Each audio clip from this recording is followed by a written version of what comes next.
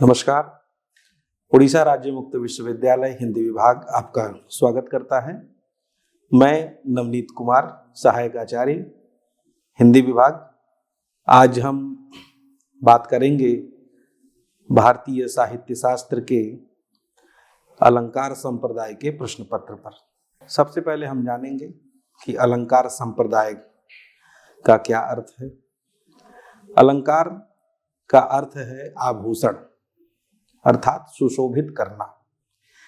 यानी कि जिस प्रकार से किसी खास वस्तु को, किसी परिधान को, किसी व्यक्ति को सुंदर दिखने के लिए जो हम आवश्यक वस्तुओं की संकल्पना करते हैं और उन वस्तुओं के जुड़ने से जो एक दीप्ति उत्पन्न होती है, जो सुंदरता उत्पन्न होती है, उसको अलंकार कहते हैं। उसी प्रकार से काव्य में भी शब्दों के द्वारा चमत्कार उत्पन्न किया जाता है, उसकी सुंदरता बढ़ाई जाती है, उसकी रमणीयता बढ़ाई जाती है। इसे ही हम अलंकार कहते हैं। अलंकार में हम बात करें तो जो इसके उद्बोधक आचार्य हैं, जिन्होंने अलंकार सिद्धांत की प्रतिष्ठापना की, आचार्य भामह, और इनको अलंकार संप्रदाय का प्रवर्तक कहा जाता है। आचार्य भामह का प्रसिद्ध ग्रंथ काव्यालंकार है और आचार्य भामह का यह मत है कि अलंकारों के बिना काव्य की कल्पना नहीं की जा सकती। भामह ने अलंकार को काव्य का सौंदर्य तत्व माना। इसके अगले आचार्य हैं दंडी। आचार्य दंडी का प्रसिद्ध ग्रंथ है काव्यादर्श और इन्होंने अलंकारों का सुस्पष्ट वर्गीकरण माना और सुस्पष्ट वर्गीकरण मानते हुए इन्होंने प्रस्तुत किया कि काव्य की शोभा अलंकारों से ही उत्पन्न होती है, अर्थात अलंकार ही काव्य की शोभा को बढ़ाते हैं।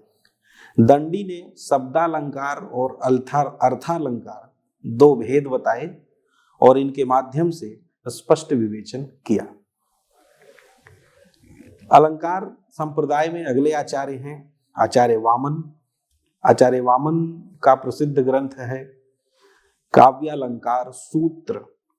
यद्यपि आचार्य वामन रीति सिद्धांत से भी जुड़े हुए माने जाते हैं, फिर भी अलंकार को काव्य सौंदर्य का तत्व स्वीकार किया और रीति को सहायक तत्व माना। रीति की चर्चा हम अगले वीडियो में करेंगे। और अलंकार में अगले आचार्य हैं रुद्रट। रुद्रट ने अलंकारों का अत्यंत सूक्ष्म और विस्तृत विश्लेषण प्रस्तुत किया। अलंकारों की संख्या में आचार्य रुद्रट ने वृद्धि किए, उनके उदाहरणों में वृद्धि किए और अलंकार संप्रदाय को परिपक्व स्वरूप प्रदान किया। अब कुछ परिभाषा पर आते हैं। अलंकार में परिभाषा में की बात करें तो जो काव्य में सौंदर्य और चमत्कार उत्पन्न करे वही अलंकार है। जिस अलंकार का मूल अर्थ मैंने अभी पीछे बताया, आभूषण। जिस प्रकार आभूषण शरीर की शोभा बढ़ाते हैं, उसी प्रकार अलंकार काव्य की शोभा और सौंदर्य को बढ़ाते हैं। कह सकते हैं कि अलंकार वह तत्व है जो काव्य को सुंदर, प्रभावशाली, चमत्कारपूर्ण बनाता है।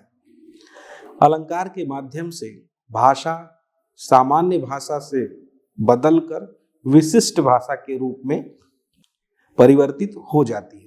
काव्य में अलंकार की भूमिका, अलंकार भावों को सजीव और आकर्षक बनाते हैं। पाठक या जो श्रोता है या सामाजिक है, उसके ऊपर गहन प्रभाव डालते हैं। काव्य को साधारण कथन से अलग पहचान देते हैं। अलंकार संप्रदाय का जो दृष्टिकोण है वह सौंदर्य प्रधान तत्व माना गया। अलंकार के भेद। अलंकार हम जानते हैं, अलंकार दो प्रकार के होते हैं, शब्दालंकार और अर्थालंकार। शब्दालंकार वे अलंकार है जहां शब्द के माध्यम से चमत्कार या शोभा उत्पन्न हो, वो शब्दालंकार कहलाता है। अर्थालंकार वो वहां होता है जहां अर्थ के द्वारा रमणीयता, चमत्कार या शोभा उत्पन्न होती है। शब्दालंकार 3 प्रकार के होते हैं। अनुप्रास अलंकार, जब एक ही पंक्ति में एक कोई वर्ण या शब्द एक से अधिक बार आए, वहां अनुप्रास अलंकार होते हैं। अब इसमें क्या है, इसका उदाहरण एक आप देखेंगे तो चंचल चितवन चित चुरा लेती है, यहाँ चौ वर्ण जो है एक से अधिक बार आया है, इसलिए इसको इस उदाहरण से हम अनुप्रास अलंकार परिलक्षित होता है। यमक अलंकार, जहां पर एक शब्द एक से अधिक बार आए, जिस काव्य अथवा साहित्य में एक शब्द एक से अधिक बार आए वहां पर यमक अलंकार होता है। जैसे एक बहुत ही प्रचलित उदाहरण है, कनक कनकते 100 गुनी मादकता अधिकाय, या खाए बौराए जग वा पाए बौराए। इसमें कनक शब्द 2 बार आए। पहले कनक का अर्थ है सोना, यानी कि सोना स्वर्ण धातु, और दूसरे कनक का अर्थ है धतूरा। तो कनक कनकते 100 गुनी मादकता अधिकाय, एक का काम है 100 गुना उसका अर्थ करना, दूसरा जो है मादकता है। लेकिन या खाए, एक को खा करके वह पागल हो जाता है, दूसरे को वह पा करके पागल होता है, तो इसलिए यहाँ पर यमक अलंकार है। तीसरा उदाहरण है श्लेष अलंकार, जहां पर एक शब्द एक ही बार आए लेकिन उसके अर्थ जो है अलग अलग हो, वहां पर श्लेष अलंकार होता है। उदाहरण, हरि हरि जग, हरि हरि सब जग कहे, यानी कि हरि के जो है 2 अर्थ है, 3 अर्थ है। हरि मतलब विष्णु, हरि मतलब शिव, हरि मतलब हरण करने वाला। तो एक शब्द के अनेक अर्थ हुए, इसलिए यहां पर श्लेष अलंकार हुआ। श्लेष मतलब होता है चिपका हुआ, उसमें मिला हुआ। अब दूसरा पक्ष इसका है अर्थालंकार। अर्थालंकार जहां पर बताया अभी मैंने कि जहां पर अर्थ के द्वारा चमत्कार उत्पन्न हो, जहां अर्थ के द्वारा भाव उत्पन्न हो, जहां सुंदरता हो, वहां अर्थालंकार होता है। तो अर्थालंकार 3 प्रकार के होते हैं। पहला उपमा, जहां एक वस्तु की तुलना दूसरे वस्तु से की जाए, वहां पर उपमा अलंकार होता है।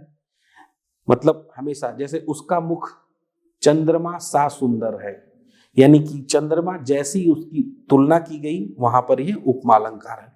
दूसरा है रूपक, जहां उपमेय और उपमान में अभेद की स्थिति पड़ जाए, वहां उपमा। जैसे हम कह दें कि उसका मुख चांद है, यानी कि अब मुख और चांद में कोई अंतर ही नहीं है, तो यहां पर जो उसका मुख चांद है यही उपमा दिया गया, तो यही उसके जैसा है, वही है, इसलिए उसको रूपक अलंकार, एक रूप दे दिया गया। अगला है उत्प्रेक्षा अलंकार, जहां उपमेय में उपमान की संभावना की जाए या कल्पना की जाए, वहां उत्प्रेक्षा अलंकार होता है। जैसे, वह बालक ऐसा प्रतीत होता है मानो देवता धरती पर उतर आए हों, यानी कि यहाँ पर संभावना की गई। एक अन्य सूरदास की उदाहरण आप सुने होंगे, आप लोग पढ़े होंगे, मानहु सूर काढ़ी डारी है वारी मध्य ते मीन, यानी कि यहाँ पर ब्रज की जो गायें हैं, सूरदास लिखते हैं अपने रचना में कि जो ब्रज की गायें हैं वह कृष्ण के जाने से इस कदर बेचैन हो गई हैं, इस तरह वह बाहर मतलब बिलख रही हैं, जैसे पानी से बाहर मछली को कर दिया जाए, वैसे तड़प रही है। तो यानी कि ब्रज के गायों के दुख की कल्पना पानी से बाहर पड़ी मछलियों से की गई है, इसलिए यहाँ उत्प्रेक्षा अलंकार है। चौथा है अतिशयोक्ति अलंकार, जहां पर वर्णन बढ़ा चढ़ाकर प्रस्तुत किया जाए, वहां पर अतिशयोक्ति अलंकार होता है। जैसे, आंसुओं की ऐसी धारा बही कि नदी भी लज्जित हो गई, यानी पर यहाँ पर तीव्रतम रूप को प्रस्तुत किया गया। एक रामचरितमानस में एक चौपाई है कि जो है, भूप सहस 10 एक ही बारा, लगे उठावन टरहि न टारा। जो 10 राजाओं थे, 1000 लोग शिव धनुष को हिलाने लगे, ऐसा कहीं संभव है? यह भी अतिशयोक्ति के अलंकार है। तो इसलिए इसको यहाँ पर हम इस उदाहरण द्वारा समझ सकते हैं। निष्कर्ष के रूप में हम कह सकते हैं कि अलंकार संप्रदाय काव्यशास्त्र की आधारशिला है। यह भारतीय काव्यशास्त्र की सबसे प्राचीन और सुदृढ़ आलोचनात्मक परंपरा है। इस संप्रदाय ने काव्य को भाषा के सौंदर्य, शब्द वैचित्र्य और चमत्कार के माध्यम से समझने का प्रयास किया। अलंकार को काव्य का अनिवार्य तत्व मानकर आचार्यों ने यह सिद्ध किया कि बिना अलंकार के काव्य साधारण कथन मात्र रह जाता है। शब्दालंकारों ने काव्य को नदात्मक मधुरता और लय प्रदान की, जबकि अर्थालंकारों ने भावों को गहराई, व्यापकता और अस्थायित्व दिया। यद्यपि अलंकार संप्रदाय पर यह आरोप लगाया कि उसने रस और भाव की उपेक्षा की, फिर भी यह निर्विवाद है कि इसी संप्रदाय ने काव्यशास्त्र को व्यवस्थित रूप भी प्रदान किया और आगे चलकर रस, रीति तथा ध्वनि सिद्धांतों के विकास का मार्ग प्रशस्त किया। अतः अलंकार को काव्य का पूर्ण सिद्धांत न मानते हुए भी भारतीय काव्यालोचना की आधारशिला के रूप में स्वीकार किया जाना चाहिए। अब इस पर मैं अपनी बात को यहीं समाप्त करता हूं। अगली कक्षा में हम दूसरे विषय पर बात करेंगे। तब तक के लिए नमस्कार, बहुत बहुत धन्यवाद।